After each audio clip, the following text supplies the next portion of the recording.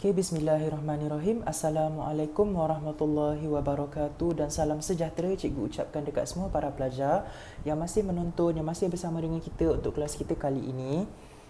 So untuk kelas kita bulan ini, kita dah masuk kepada sejarah tingkatan 2 bab 8 iaitu Kerajaan Kedah, Kelantan, Negeri Sembilan dan juga Perlis, 4 negeri ni. Jadi untuk kelas minggu lepas kita dah cover sampai 8.2, kita dah masuk sikit untuk tajuk 8.2 iaitu hubungan Kerajaan Kedah, Kelantan, Negeri Sembilan dan juga Perlis dengan negeri-negeri Melayu yang lain. Jadi untuk kelas kita kali ini, kita terus sambung daripada apa yang kita dah belajar pada minggu lepas. Jadi untuk tajuk kita hari ini, kita akan tengok kepada hubungan diplomatik pula yang dijalankan oleh Kedah, Kelantan, Negeri Sembilan dan juga Perlis ni dengan negeri-negeri Melayu yang lain. Okey. Jadi kita tengok dulu penerangan dia yang pertama tu, hubungan diplomatik ini dijalankan melalui 3 cara. Okey. Diorang menjalankan hubungan diplomatik ini menerusi 3 cara iaitu yang pertama pengiktirafan kerajaan Melayu yang lain. Maksudnya diorang mengiktiraf kedudukan raja-raja di setiap negeri-negeri yang lain. Yang kedua ialah bantuan pertahanan. Okey, dan yang ketiga ialah perkahwinan diraja. Okey, jadi apabila anak diorang antara raja-raja ni anak diorang berkahwin, diorang akan menjalankan hubungan yang baiklah antara dua buah kerajaan. Okey, kita tengok dulu yang pertama iaitu pengiktirafan kerajaan Melayu yang lain. Poin yang pertama, tujuan pengiktirafan ialah mengabsahkan sultan sebagai pemerintah. Maksudnya dia macam memberi validation, memberi clarification yang dia mengakui raja itu sebagai raja negeri itulah. Okey, dia macam mengiktiraf. Okey. Yang kedua, keadaan ini mewujudkan hubungan antara kerajaan berdaulat yang mempunyai sama taraf. Okey, maksudnya dia mempunyai taraf yang samalah antara dua buah kerajaan tu, antara dua raja itu. Yang ketiga, pada abad ke-15, Sultan Mahmud Shah, pemerintah Kesultanan Melayu Melaka pada masa itu, telah mengiktiraf kerajaan Kedah sebagai kerajaan yang berdaulat. Pada masa yang sama, kerajaan Kedah pula mengakui pertuanan Sultan Melaka. Poin yang berikutnya, pada tahun 1775, Sultan Terengganu mengiktiraf kerajaan Kelantan yang disatukan oleh Long Yunus. Maksudnya, ini merupakan contoh-contohlah yang diberikan dalam buku ini mengenai contoh pengiktirafan yang diberikan oleh sesebuah kerajaan kepada sesebuah kerajaan yang lain. Contohnya macam Sultan Mahmud Shah, Sultan Melaka, dia mengiktiraf Kesultanan Kedah. Lepas tu Terengganu pula dia mengiktiraf kerajaan Kelantan. Okey, so diorang macam mengiktiraf antara satu sama lain. Dengan cara ini diorang boleh mewujudkan hubungan diplomatik antara kerajaan diorang lah. Okey, seterusnya kita beralih pula kepada hubungan cara yang kedua iaitu bantuan pertahanan. Okey, untuk bantuan pertahanan ni kita tengok poin yang pertama, pertahanan adalah aspek penting dalam memastikan kelangsungan sesebuah kerajaan. Maksudnya, kalau diorang tak mampu mempertahankan kedaulatan negara diorang daripada ancaman kuasa luar, negara diorang, kerajaan diorang akan terjejaslah. Maksudnya kerajaan diorang akan dikuasai oleh kuasa luar yang lain. Hubungan pertahanan yang diwujudkan dapat mengekalkan kedaulatan sesebuah kerajaan daripada campur tangan kuasa lain. Kalau ada kuasa luar yang ingin menakluk kerajaan itu, apabila dia mendapatkan bantuan pertahanan daripada kerajaan yang lain, maksudnya pertahanan negara dia, pertahanan kerajaan dia akan jadi lebih kuat. Apabila pertahanan kerajaan dia menjadi lebih kuat, dia boleh mempertahankan negara dia daripada ancaman kuasa luar lah. Jadi apabila kerajaan lain tu memberi bantuan dekat dia, diorang pun akan dapat menjalankan hubungan yang baik antara satu sama lain, antara dua buah kerajaan.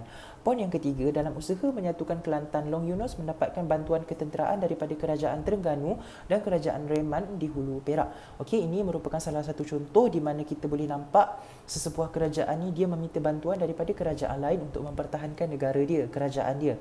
Seterusnya poin yang keempat, pelantikan Long Gafar dari kerajaan Reman sebagai Perdana Menteri Kelantan merangkap Panglima Perang telah membantu mengekalkan keamanan di Kelantan. Seterusnya ialah cara yang ketiga, macam mana hubungan diplomatik ni boleh terbentuk, iaitu melalui perkahwinan diraja.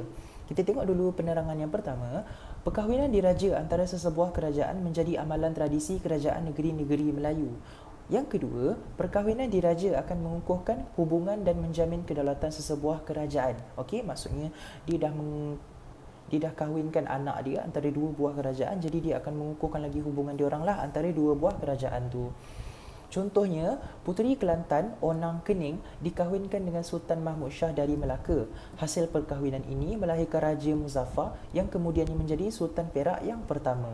Okey, jadi kat sini dia bagi contoh puteri daripada Kelantan ni, Onang Kening ni, dia dikahwinkan dengan Sultan Melaka iaitu Sultan Mahmud Shah pada masa itu, dan anak dia orang iaitu Raja Muzaffar akhirnya menjadi Sultan Perak yang pertama.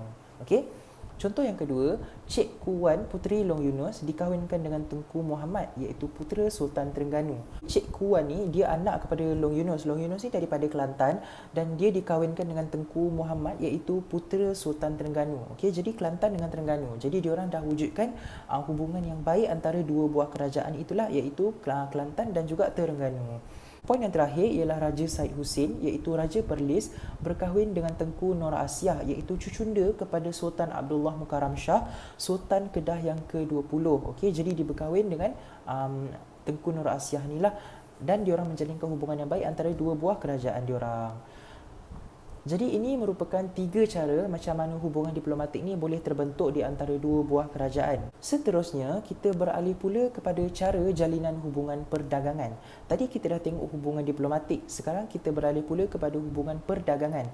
Okey, dekat sini kita tengok macam mana hubungan perdagangan ni boleh terbentuk. Yang pertama ialah melalui pembinaan pelabuhan, yang kedua ialah hasil perdagangan tempatan. Okey. Ini merupakan 2 cara macam mana hubungan perdagangan ni boleh terjalin. Jadi kita tengok slide yang berikutnya. Untuk yang pertama iaitu pembinaan pelabuhan. Kita tengok poin yang pertama, pelabuhan menjadi asas kepada pembentukan hubungan perdagangan antara kerajaan alam Melayu. Sebab apa? Apabila sesebuah kerajaan ini dia dah terbentuk, dia akan ada pelabuhan. Dengan adanya pelabuhan ini, diorang akan menjalankan banyak aktiviti perdagangan. Apabila berlaku aktiviti perdagangan dekat sesebuah pelabuhan itu, akan datang pedagang-pedagang daripada negeri-negeri Melayu yang lain. Betul tak?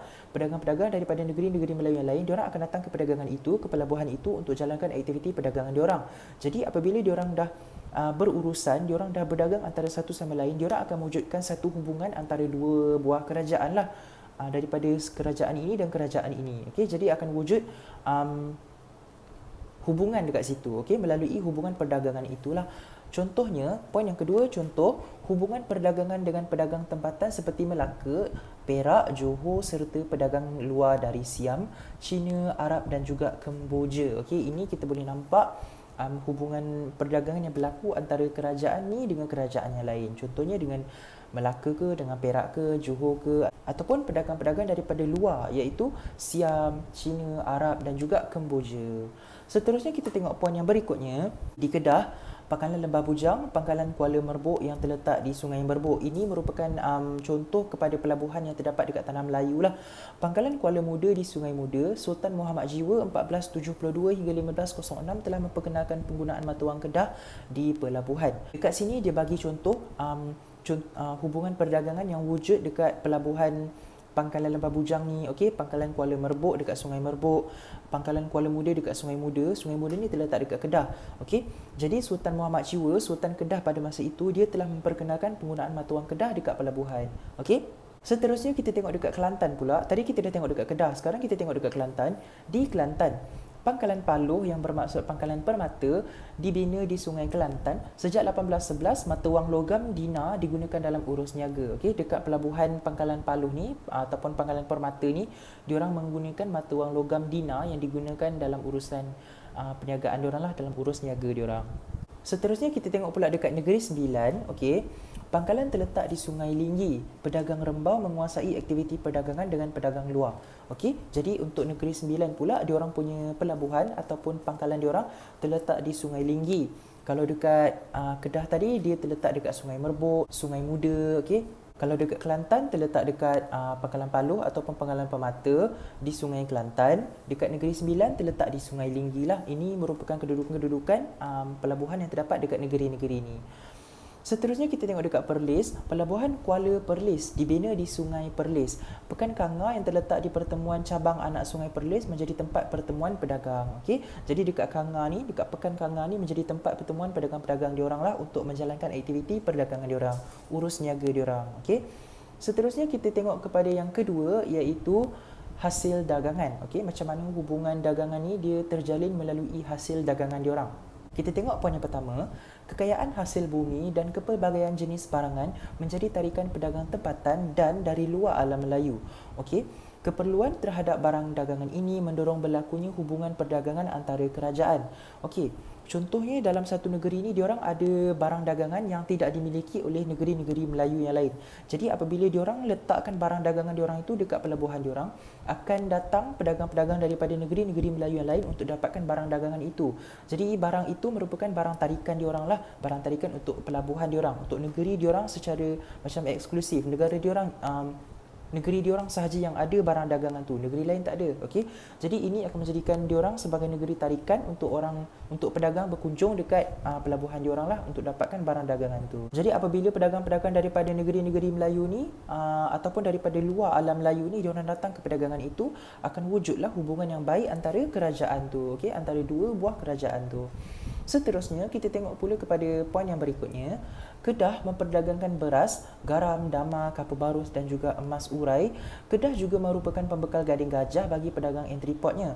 Pedagang dari Perak dan Melaka membawa barang dagangan seperti arang kayu, papan dan ikan kering untuk diperdagangkan di Kedah.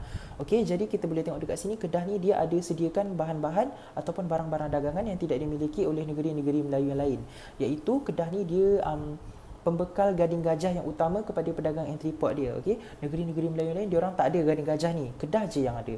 Jadi pedagang-pedagang dari negeri lain diorang akan datang ke negeri Kedah ni lah untuk dapatkan barang-barang yang diorang tak ada. Seterusnya kita tengok kepada negeri yang berikutnya, iaitu Kelantan.